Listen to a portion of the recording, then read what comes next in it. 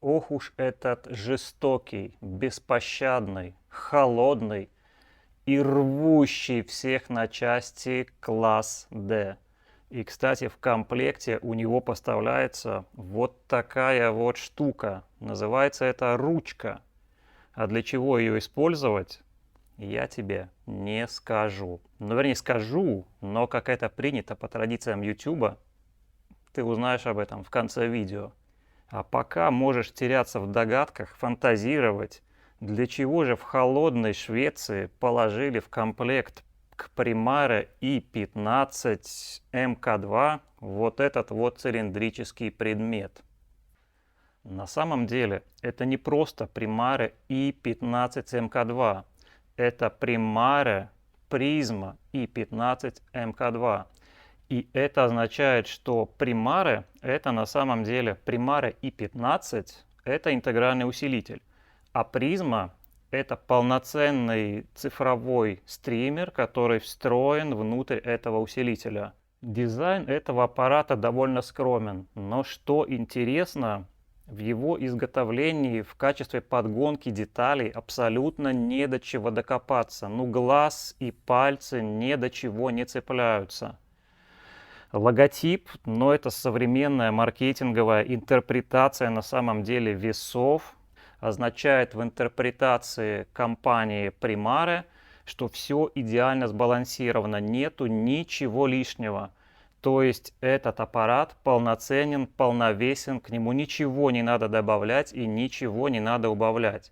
Чертовски интересная передняя панель. Когда смотришь на нее сбоку, создается впечатление, что вот передняя панель как бы выдвинута немножко вперед. И когда смотришь на бок этого усилителя с такого же угла, как я, то прямо вот возникает желание взять вот его и вытащить для того, чтобы увидеть внутренности. Но на самом деле вытащить здесь ничего нельзя, ничего не получится, все скручено. Интересно, что у аппарата всего 3 ножки, 2 спереди, 1 сзади. Обычно на усилители, стримеры, ну вообще на Hi-Fi технику ставятся 4 ножки по одной в каждом углу. Но здесь же их 3. Ну, из-за чего это сделано, я не могу тебе сказать. Ну, либо это был какой-нибудь маркетинговый прием, либо на самом деле экономия, а либо это действительно знак дани символу всего достаточно. Ведь на самом деле 3 ножки, скорее всего, достаточно. Для современного устройства у Primare 15 и МК2 Prisma, господи, эти названия просто такие придумывают, что выговорить невозможно. Но почему их никогда не называют какими-нибудь красивыми женскими именами? Или именами каких-нибудь звезд, планет, например. Ну почему вот Primare, МК2, Prism и 15, ну это же ужас какой-то. Если ты кому-нибудь знакомому начнешь рассказывать, что у тебя стриминговый усилитель Primare и 15, Prisma, МК2, ну ты пока выговоришь, он уже потеряет интерес ко всему этому, что ты хотел ему рассказать. Центральный дисплей этого аппарата довольно скромный. На самом деле, когда я стал смотреть на этот дисплей, у меня вызвали вопросы. У меня начались вопросы, но почему же он такой скромный? А когда я начал его слушать, я понял почему. На самом деле минимализм этого дисплея приводит к тому, что при прослушивании музыки ты не пялишься в дисплей с какой-то красочной картинкой, где показывается информация, а ты целиком сосредотачиваешься на музыкальных образах, которые рождаются у тебя при прослушивании музыки. И в этом дизайне тебя ничего не отвлекает.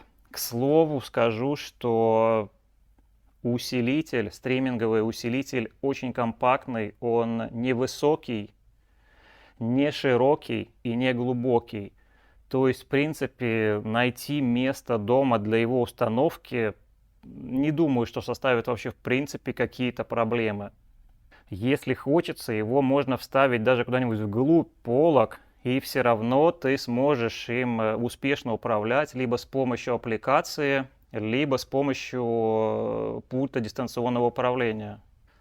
Для того, чтобы спрятанный Primare i15 МК2 работал с пульта дистанционного управления. На задней панели предусмотрен специальный штекер, куда ты можешь вставить приемник для инфракрасных сигналов и выставить его куда-нибудь в то место, куда пульт будет до него дотягиваться. И таким образом обеспечишь себе управление с пульта. Ну, если тебя интересует управление с пульта. На самом деле, если ты пользуешься аппликацией, которую можно установить на телефон, планшет, то в принципе необходимость в пульте как таковом отпадает. Но тем не менее, если очень хочется, то можно воспользоваться пультом. Пульт продолговатый, сделан из чертовски гладкого пластика. На самом деле все детали, все кнопки на нем подогнаны настолько точно, что пульт производит впечатление, такой практически гладкой вещи. Кнопки слегка скруглены, но вот зазоры между кнопкой и между корпусом пульта, они настолько минимальные, что, я бы сказал, что я таких зазоров еще даже не видывал.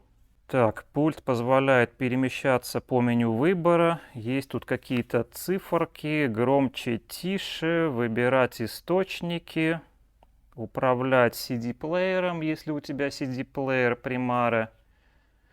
В общем, рассказывать тут особо нечего. Пульт как пульт, но на самом деле производит приятное впечатление. Можно сказать, что это двуручный пульт. Вот прямо в 2 руки он ложится, и можно прямо с 2 рук из него стрелять по своему стриминговому усилителю.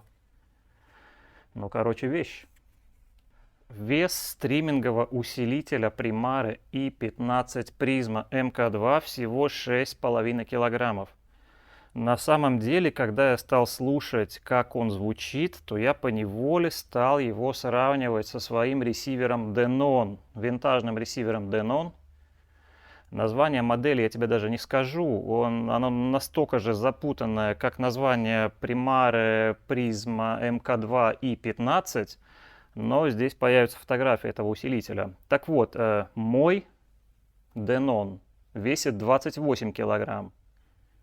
А Primare Prisma i15 MK2 весит 6,5 килограмм.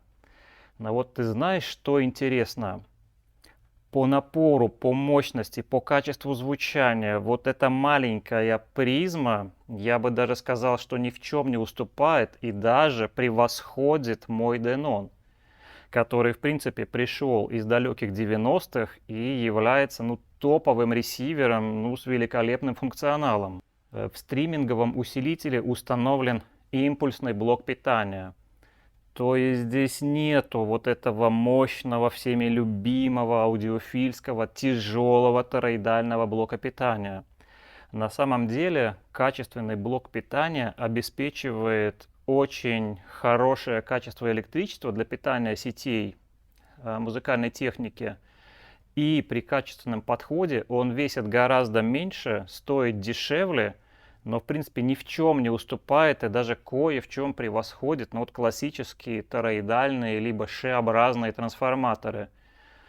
Конечно, все мы привыкли к тому, что дешевые китайские импульсные блоки питания работают ужасно, дают кучу наводок, помех, но здесь импульсный блок питания сделан качественно. И это не единственное устройство, в котором используются импульсные блоки питания. На самом деле, даже в 80-е и 90-е годы такие компании, как Sony, экспериментировали с импульсными блоками питания и добивались от Hi-Fi техники очень высокого качества звучания. Усилительная часть построена на модулях класса D, Hypex, и шведы здесь используют технологию UFPD, Ultra Fast Power Device. То есть это означает то, что усилитель мощности ультрабыстрый. На самом деле так и есть, но про звук я буду рассказывать тебе позже. Цифрово-аналоговый преобразователь внутри Sabre ES9028. В предыдущей модели стоял АК, но, к сожалению, из-за того, что завод сгорел, шведам пришлось перестроить всю систему, переписать программные алгоритмы и установить сюда внутрь Sabre. Но на самом деле здесь, в Stereo Plus, это единственное место в Риге, где можно послушать Primare Prisma i15 MK2. Отдельно хочу отметить аппликацию Prisma, с помощью которой управляется это устройство. Ну, в принципе, считается, что эта аппликация одна из лучших в своем классе, потому что она, во-первых, удобная, интуитивно, понятная, чертовски стабильная, не вылетает. Здесь можно включить мультирум и наслаждаться звуком с мультизоной. Ты можешь использовать Tidal, Spotify, Deezer. Ты можешь слушать здесь интернет-радио, ты можешь управлять этим устройством, всеми входами, выходами и всячески его регулировать. Поддерживает Chromecast, AirPlay 2, ну и, конечно же, Bluetooth.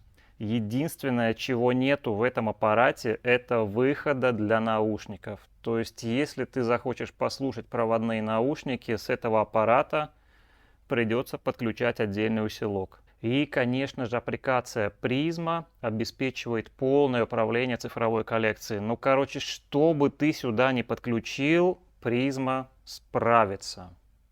Когда я посмотрел на заднюю панель аппарата, ну, я сразу понял, что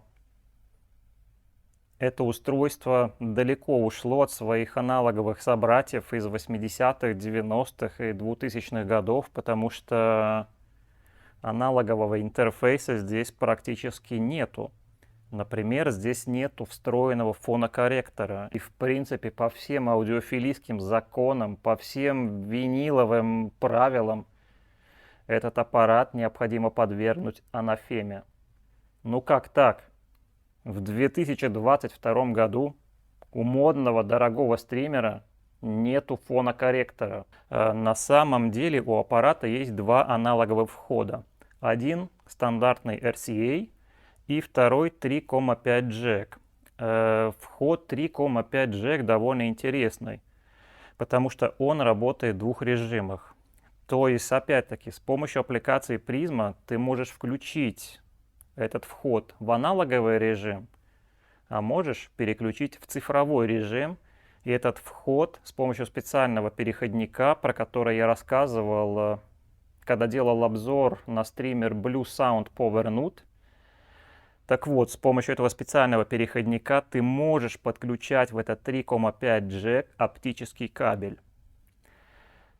Интересно, что у этого аппарата есть один линейный выход, тоже под штекеры RCA.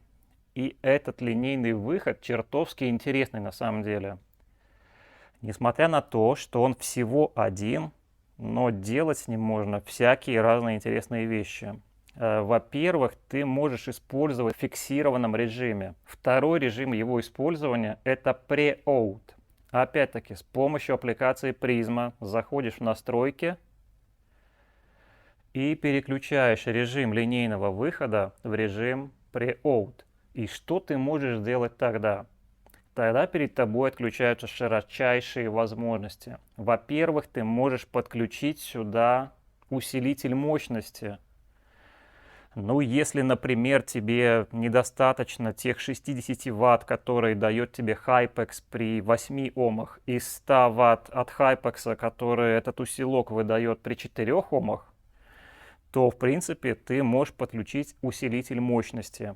И с помощью пульта либо аппликации ты можешь регулировать громкость прямо из призмы, ну или с пульта.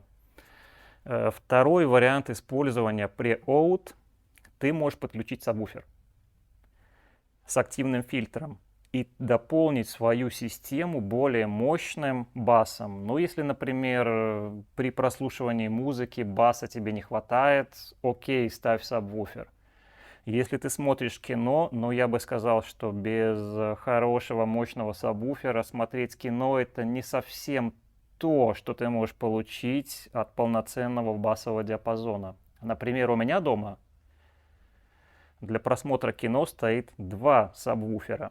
Один спереди, а второй прямо за диваном. И когда эта долбаная звезда смерти в конце концов взрывается, я чувствую, что она взрывается у меня прямо внутри. Так что купи себе нормальный сабвуфер и вместе с Люком Скайуокером летай уничтожать звезду смерти. Также использование линейного выхода в режиме Pre-Out дает тебе возможность заниматься аудиофилическими извращениями.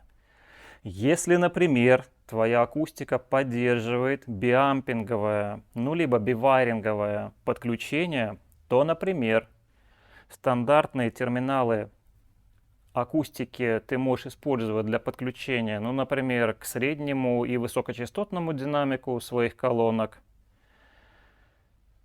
а усилитель мощности, который у тебя подключен через выход Pre-Out, можешь подключить к леммам басовых динамиков.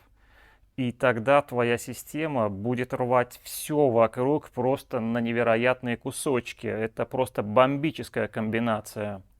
То есть, несмотря на то, что в этом усилителе как бы всего совсем по минимуму, но на самом деле возможностей покрутить, повертеть для всевозможных подключений здесь более чем достаточно. Кроме двух аналоговых входов, у стримингового усилителя Primare Prisma MK15M... Да блин, это невозможно вообще выговаривать! Кроме двух аналоговых входов у стримингового усилителя Primare i15MK2 Prisma целая куча возможностей для цифрового подключения. В принципе, сразу можно понять, и даже сама компания указывает, что стриминговый усилитель является цифровым центром твоей системы. Здесь 3 входа для подключения оптики. Оптика здесь принимает сигнал 24/96. Здесь один коаксиальный вход, один коаксиальный выход. Ну, если ты желаешь использовать, например, внешний ЦАП, то можешь подключать его по коаксиалу.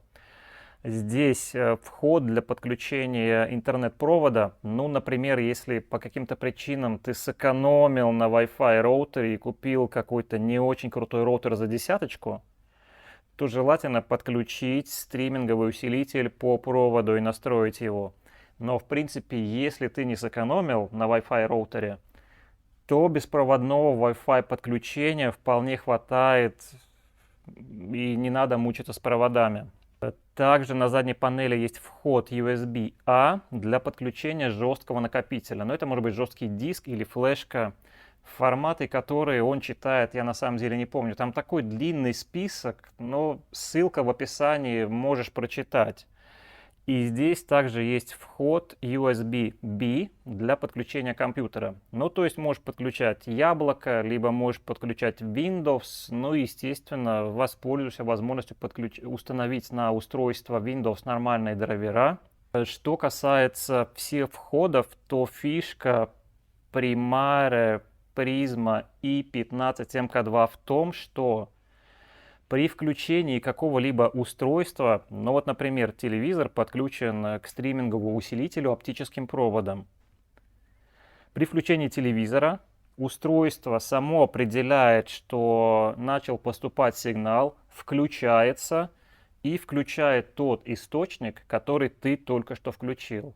Если, например, посмотрев телевизор, ты решил послушать музыку, и на телефоне включаешь Tidal, то опять-таки аппарат автоматически выбирает вход, по которому ты стримишь свой Tidal, и переключается на новое подключенное устройство. То есть приоритет всегда у последнего подключенного устройства. Это очень удобная фишка, потому что, ну, вообще не надо задумываться, какую кнопку тебе нажать, какой вход ты подключил, куда ты что воткнул. Это очень удобно, я этим пользовался, категорически рекомендую, как говорится. И интересная фишка приложения Prisma в том, что ты можешь в ней настроить минимальную громкость включения. Ну, то есть, например, если ты не хочешь сюрприза после вчерашней вечеринки, чтобы вот утром встал такой весь уставший, включил его, и он как начал орать, то спокойненько в настройках выставляешь минимальную громкость, ну, например, 10 пунктов. И утром, когда ты его включишь, он не будет орать, он будет шептать. Также на задней панели находится 3,5 джек для подключения триггера 12 вольт. Ну, например, если ты пользуешься еще дополнительно сюда мощником, то триггерное соединение позволяет с одного устройства включать сразу несколько устройств. Не надо нажимать на каждом кнопки отдельно. Фишка приятно. Ну что ж, дружище, пришла пора рассказать, как же звучит этот аппарат. На самом деле, только вчера я слушал Cambridge Audio Evo 150, а сегодня я пришел в магазин Stereo Plus на Гане Будамбис 22 и стал слушать стриминговый усилитель Primare i15 MK2 Prisma. И что я могу тебе сказать? Разница между этими стримерами практически двукратная в цене. И вот этот вот маленький стример практически не уступает вдвое более дорогому стримеру по качеству звучания. Нет, ну конечно, Cambridge Audio Evo 150 звучит чуть-чуть яснее и чуть-чуть более быстро. Но, дружище, этот аппарат звучит не хуже, просто он звучит немножечко по-другому. Единственное, пожалуй, его отличие по уровню от Cambridge Audio Evo 150 это отсутствие вот этого вот огромного дисплея. Но на самом деле, когда я слушал Cambridge Audio, дисплей все время отвлекал меня от тех музыкальных образов, он все время отвлекал меня от того настроения, которое создает мне музыка. А здесь же, при вот этом тускло мерцающем дисплейчике, который практически незаметен, мне удалось моментально погрузиться в прослушивание. Здесь в Stereo Plus мы послушали его с двумя парами акустики. Sonus Faber Lumina 5, акустика трехполосная, с двумя большими басовиками, купольным твиттером и довольно-таки крупным среднечастотным динамиком. И с некрупной напольной акустикой довольно дорогой Spender A7. На самом деле мне больше понравилось, как с ним звучит менее дорогая акустика Sonus Faber Lumina. На самом деле звучит усилитель мягко, ласково, аккуратно. Он очень басовитый, и когда ты включаешь звуковую дорожку к Blade Runner 2049, которую написал Ханс Зиммер, ну вот этот усилитель, он просто разрывает пространство за акустикой вот таким вот образом, и ты видишь, что все, стены перед тобой расступились, и все улетело в бесконечность, все звуки улетели в бесконечность, и вот тебя прямо погружает вот в эту беспросветную тоску, которую нагнетает, которую вот прямо вот прет из звуковой дорожки Blade Runner 2049. На самом деле далеко не все усилители, далеко не каждая акустика справится с этой звуковой дорожкой, потому что она записана чрезвычайно качественно. И баса там настолько много, что если твоя техника некачественная, ты ничего там не услышишь. Ты услышишь там только бррр. Но вот этот Primare Sonus Faber, они просто разорвали пространство. Когда мы слушали инструментальную музыку, интересно было то, что образы музыкантов были совершенно полноразмерные. Я вот на самом деле видел перед собой образы настоящих полноразмерных людей. И у меня создавалось впечатление, что создание образов начинается от самой земли, то есть образы музыкантов стоят на земле, кто-то поет, кто-то играет на контрабасе. Но вот Sonus Faber, образы музыкантов мягкие, сцена эшелонируется в глубину, прекрасно слышно каждый инструмент по отдельности, кто-то находится правее, кто-то левее, кто-то дальше. Благодаря вот этой расстановке ты слышишь пространство между музыкантами, ты видишь пространство между образами, и просто вот моментально погружаешься в ту атмосферу музыки, которая дарит тебе позитивные эмоции.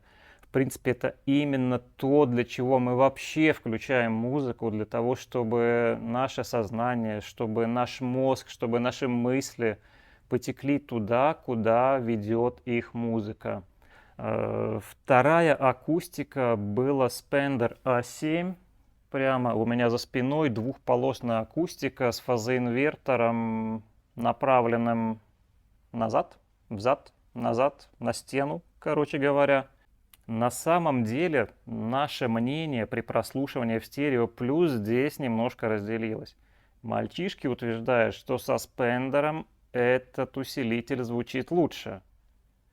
На самом деле он звучит с более ясно выраженной серединой, и при прослушивании тяжелого металла, ну, например, при металлике, здесь можно слышать басовый диапазон более четко, потому что усилитель прорабатывает с двухполосной акустикой его более хорошо. Но Sonus Faber Lumina 5 звучание настолько мягкое и естественное. Мальчишки мне сказали в Stereo Plus, что там не хватает середины. А мне на самом деле понравилось, что эта середина не выпячивается вперед, что она такая плавная, естественная, теплая. И вот Sonus Faber Lumina мне звучание понравилось на самом деле больше. Но вот если Sonus Faber Lumina слушать металлику, то это на самом деле при повышении громкости не очень хороший вариант. Потому что металлика предполагает, что довольно интенсивный барабан, который все время ритмично работает. Затем наверх на него накладывается басовая гитара, которая тоже работает довольно интенсивно и ритмично. И вот при повышении громкости усилитель немножечко сглаживает басовый рисунок. И если на спендере этот басовый рисунок слышен четко, и ты можешь слышать все басовые нюансы, весь ритм, рисунок басового гитариста, партию басового гитариста, то вот на Sonus Faber Lumina он немножечко сглаживается. Но здесь уже, конечно, необходимо учитывать, что аппарат компактный, всего лишь 6,5 килограмм. И вообще, на самом деле, если ты хочешь гонять на нем металлику, сделай биампинг, подключи бас отдельно, и будет тебе счастье. Традиционно я послушал разные жанры, но вообще на самом деле я не могу сказать, что этот усилитель какой-то жанровый.